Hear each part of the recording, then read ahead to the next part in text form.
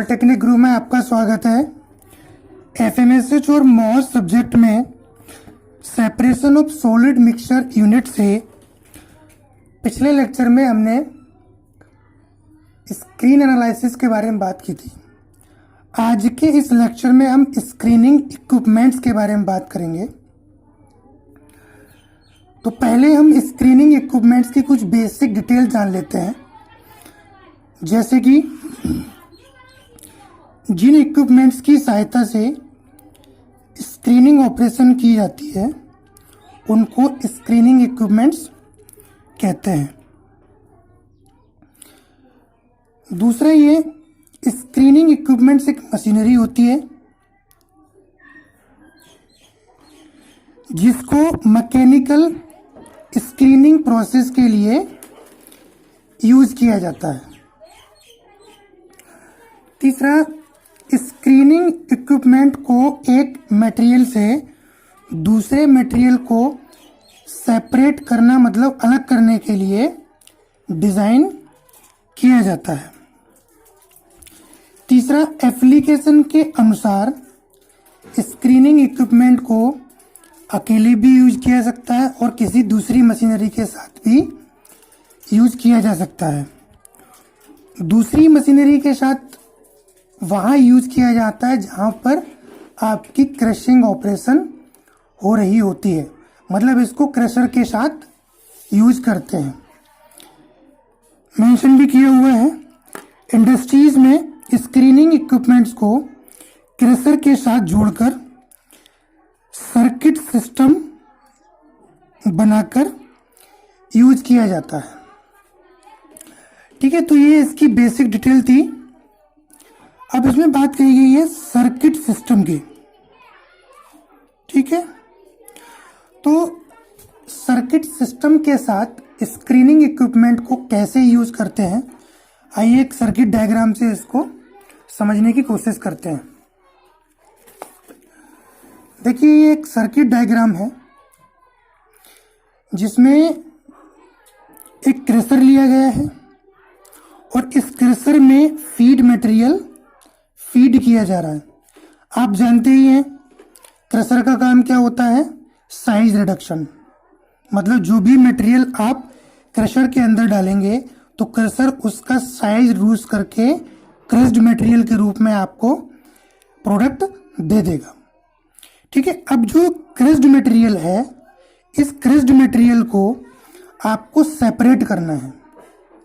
ठीक है, तो अब क्रश्ड मटेरियल है तो अब उसमें पार्टिकल्स बड़े भी होंगे, मतलब मटेरियल बड़ा भी होगा और मटेरियल छोटे साइज का भी होगा। तो उसको हम डिजायर्ड प्रोडक्ट के अनुसार सेपरेट करेंगे। तो उसके लिए हमें क्या करना पड़ेगा, स्क्रीनिंग करनी पड़ेगी।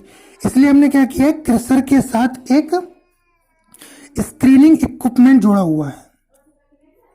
ठीक है, तो ये स्क्रीनिंग इक्विपमेंट अब क्या करेगा, इस क्रश्ड मटेरियल को सेपरेट करने की कोशिश करेगा। देखिए, इसमें एक स्क्रीन लगी हुई है। ठीक है, और जो मटेरियल इसमें आ रहा है उसको ये ओवर साइज मटेरियल और अंडर साइज मटेरियल में सेपरेट कर रहा है। अब मान लीजिए कि जो अंडर साइज प्रोडक्ट है ये आपका डिजायर्ड प्रोडक्ट है, मतलब आप क्रश्ड किए हुए मटेरियल में से जो अंडर साइज में प्रोडक्ट आ रहा है वो आपको ऐच्छिक प्रोडक्ट है, आपको वही चाहिए। तो आप क्या करेंगे, जो स्क्रीन के ऊपर ओवर साइज मटेरियल रुका हुआ है इसको वापस हम कहाँ भेज देंगे, क्रशर की इनलेट में। ठीक है, दोबारा से वो क्रश होकर फिर स्क्रीनिंग के लिए आ जाएगा। ठीक है, तो एक्चुअल में क्या होता है कि जब हम पाउडर्स बनाते हैं, बहुत सारे पाउडर्स आपने देखे होंगे, आप लोग चेहरे पर लगाने के लिए भी यूज़ करते हो और सीमेंट भी देखा होगा आप लोगों ने। तो ऐसी बहुत सारी ऑपरेशंस में ये प्रोसेस कंटिन्यूस होती है और एक सर्किट सिस्टम में काम करती है। मान लीजिए थोड़ी देर के लिए ये सीमेंट इंडस्ट्री में किया जा रहा है, तो यहाँ से बड़े बड़े पत्थर क्रशर में डाले जाएंगे और वो क्रशर क्या करेगा, उन बड़े बड़े पत्थर्स को साइज रिड्यूस करके क्रिस्ड मटेरियल में चेंज करेगा और उस क्रिस्ड मटेरियल को हम स्क्रीनिंग इक्विपमेंट के जरिए उसको सेपरेट करेंगे। तो अब क्योंकि सीमेंट आपका पाउडर फॉर्म में होता है, तो अब आपको सीमेंट के अंदर बड़े बड़े पार्टिकल तो चाहिए नहीं होंगे, तो उनको क्या करेंगे, स्क्रीन के जरिए सेपरेट करके हम बाहर कर देंगे, मतलब वो ओवर साइज में आ जाएगा बड़ा बड़ा मटेरियल, और उसको दोबारा से हम फीड मटेरियल में, जहां से फीड एंटर हो रही है वहां पर उसको डाल के क्रशर के अंदर ले जाएंगे दोबारा से प्रोसेस के लिए। ठीक है, और जो अंडर साइज में जो आपका पाउडर आ रहा है उसके लिए हम भेज देंगे पैकिंग के लिए या फिर फर्दर प्रोसेस या फिर फर्दर ऑपरेशन के लिए। ठीक है, ये कहाँ जाएगा, फर्दर ऑपरेशन। क्योंकि कोई भी प्रोडक्ट एक बार में बन नहीं जाता है, कोई ना कोई उसमें केमिकल प्रोसेस देनी पड़ती है। तो ये जैसे सीमेंट का एग्जांपल लिया तो सीमेंट के लिए ले लीजिए, अब पाउडर फॉर्म में आते ही सीमेंट तो बन नहीं जाएगा, तो उसके लिए फर्दर प्रोसेस देनी पड़ेगी, कोई ना कोई केमिकल रिएक्शन करानी पड़ेगी, तो फिर वो कंप्लीट प्रोडक्ट जाके बनेगा। तो ये एक छोटा सा सर्किट डायग्राम था जो कि क्रशर और स्क्रीनिंग इक्विपमेंट का कॉम्बिनेशन था। ठीक है, तो ऐसे ही बहुत सारे सर्किट्स यूज किए जाते हैं इंडस्ट्रीज में, और घरों में नहीं कर सकते हैं क्योंकि घरों में ज़्यादातर हमें क्या होती है, सिंगल हैंडेड स्क्रीन चाहिए होती है और उसको हम अकेले ही यूज कर लेते हैं, उसके साथ कोई भी सेटअप की जरूरत नहीं होती है। अब जैसे आप एग्जांपल ले लीजिए गेहूं का, जैसे आप गेहूं को का आटा बनवाना चाहते हैं तो आप क्या करेंगे, अपने गेहूं को उठा के पहले एक मिल में लेके जाएंगे, मतलब चक्की पे लेके जाएंगे, उसके बाद चक्की उसको क्या करेगी, उसका साइज रिड्यूस करके उसका पाउडर बना देगी, मतलब आटे के फॉर्म में चेंज कर देगी। ठीक, अब वो आपको सेपरेट करके नहीं दे रही है। ठीक है, तो जब आप उस आटे की रोटी बनाने बैठोगे तो आपको एक सिंगल छोटी सी स्क्रीन लेकर घर पर उसको सेपरेट करना पड़ेगा, क्योंकि आटा आपको महीन चाहिए, तो उसमें से जो बड़ा बड़ा मटेरियल है वो आपको बाहर निकालना पड़ेगा। तो वहां पर हम सिंगल हैंडेड छोटी अकेली स्क्रीन को यूज करके अपना काम कर सकते हैं। ठीक है, तो ये तो होगी basic detail about the screening equipments. अब हम जानते हैं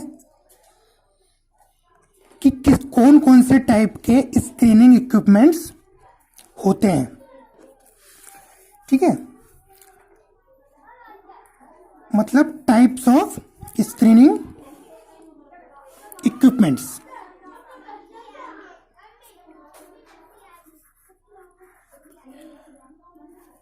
टाइप्स ऑफ स्क्रीनिंग इक्विपमेंट्स।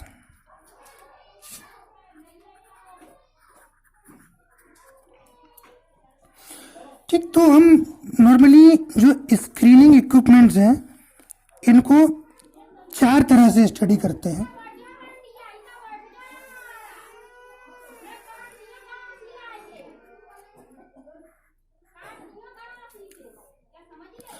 पहला होता है आपका ट्रोमेल,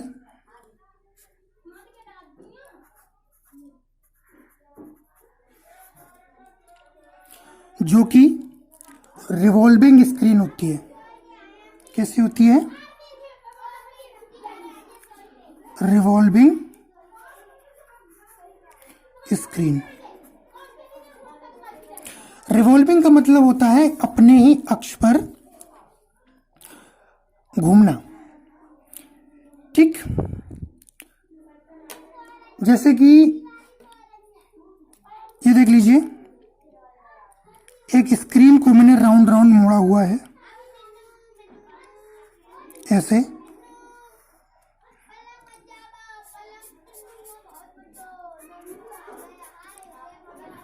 ये स्क्रीन है।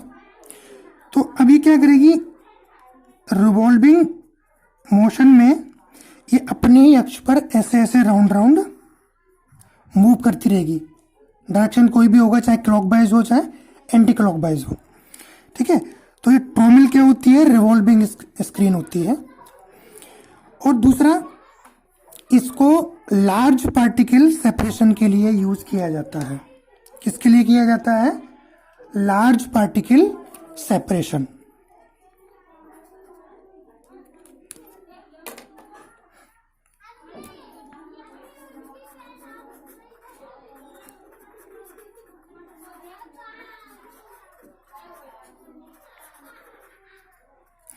मतलब बड़े बड़े पार्टिकल्स होंगे, उनके सेपरेशन के लिए हम इसको यूज करेंगे। ज्यादातर कहाँ होता है? Solid waste separation. Solid waste separation में इसका यूज करते हैं। ठीक है, तो ये थोड़ी सी जानकारी हो गई किसके बारे में? ट्रोमेल के बारे में। दूसरा जो टाइप होता है स्क्रीन का, वो होता है ग्रिजलीज। GRILLZLIES,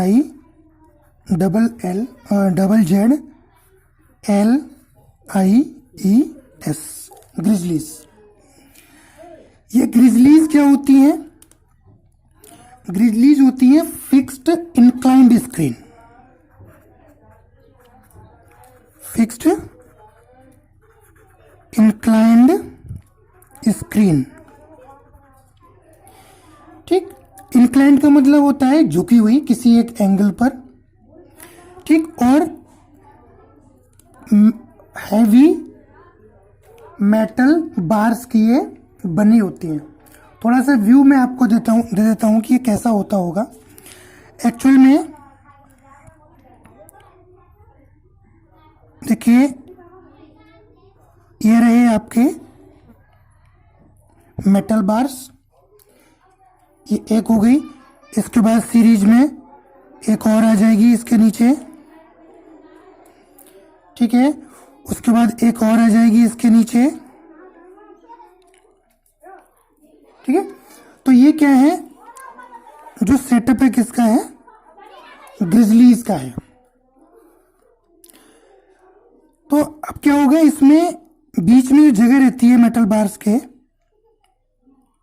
इन मेटल बार्स के बीच में से जो छोटा छोटा मटेरियल होता है वो नीचे गिरता रहता है, और बड़ा बड़ा मटेरियल एक सेट से खिसक कर नीचे वाले सेट पर आ जाता है। वहां से कुछ छोटा मटेरियल नीचे निकल जाएगा, फिर खिसक कर और नीचे आ जाएगा, ऐसा नीचे गिरता रहेगा, और फाइनली जो बड़ा मटेरियल होगा वो आगे बाहर निकल जाएगा। ठीक है, तो ये क्या हो गई आपकी फिक्स्ड इंक्लाइंड स्क्रीन। दूसरा, इसको ग्रेटर देन 25 mm साइज के लिए यूज किया जाता है। जहां आपको 25 mm साइज से ऊपर मटेरियल को सेपरेट करना हो, वहां हम क्या करते हैं? ग्रिजलीज का यूज करते हैं। ठीक है, तीसरा जो टाइप आता है वो होता है वाइब्रेटिंग और शेकिंग स्क्रीन। कौन सा? वाइब्रेटिंग और शेकिंग स्क्रीन। ठीक है, तो शेकिंग का मतलब आप जानते हो, मतलब उसको आप एक मोशन दे रहे हो, शेक कर रहे हो, हिला रहे हो। ठीक है, तो वहां से जो सीरीज आपकी होगी स्क्रीन्स की, जैसे माना ये स्क्रीन की सीरीज है और इसमें बाहर एक शेकर लगा दिया गया है।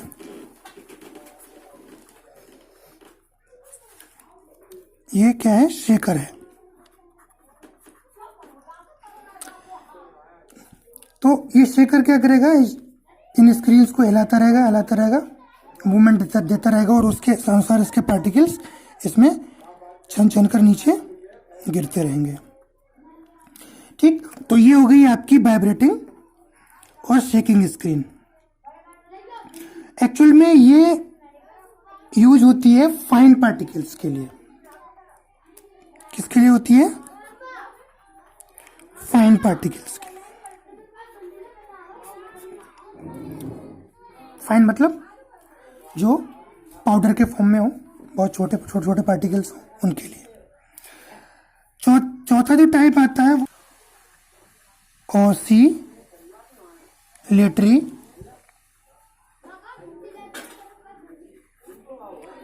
स्क्रीन। इन स्क्रीन्स में क्या होता है कि एक ऑसिलेटर लगा रहता है, वो इसको ऑसिलेशन मोशन देता रहता है। और ऑसिलेशन आपको पता ही है, जैसे आपने फिजिक्स की लैब में प्रैक्टिकल किया होगा वो दोलन वाला, तो वहाँ से आपको पता होगा कि ऑसिलेशन क्या होता है। ऐसा ही मोशन इन स्क्रीन्स में भी होता है। जैसे माना कि ये स्क्रीन है, तो इसके नीचे क्या होगा, एक ऑसिलेटर लगा रहेगा ऐसे। तो ये ऑसिलेटर क्या करेगा, ऊपर जाएगा तो इस स्क्रीन को ऊपर उठा देगा, और ये जब ये ऊपर जाएगा तो इस वाले हिस्से को ऊपर उठा देगा, और इसके ऊपर होगा मटेरियल, तो वो क्या होगा, उस मोशन से उसमें मटेरियल सेपरेट होना शुरू हो जाएगा। ये चीज़ आपने देखी होगी, जैसे वो बच्चों का खेलने वाला गेम होता है, एक इधर बैठ जाता है एक इधर बैठ जाता है, तो वेट के अनुसार ऊपर नीचे होता रहता है। ऐसे ही ये ऑसिलेटर लगा हुआ है, और ये ऑसिलेटर क्या करता है, इस स्क्रीन को ऑसिलेटरी मोशन देता रहता है, जहाँ से आपका मटेरियल सेपरेट होता रहता है। ठीक है, तो ये थोड़ी सी जानकारी थी स्क्रीनिंग इक्विपमेंट के बारे में। आई थिंक ये क्लियर होगा आपको। इसके बारे में डिटेल में बात करेंगे आने वाले लेक्चर्स में। जैसे कि आपके सिलेबस में ट्रोमेल है, ग्रिजलीज है, तो इनके बारे में हम डीपली स्टडी करेंगे। आज के लेक्चर में इतना ही, मिलते हैं नेक्स्ट लेक्चर में। तब तक के लिए धन्यवाद। खुश रहें, आबाद रहें, पढ़ाई करते रहें।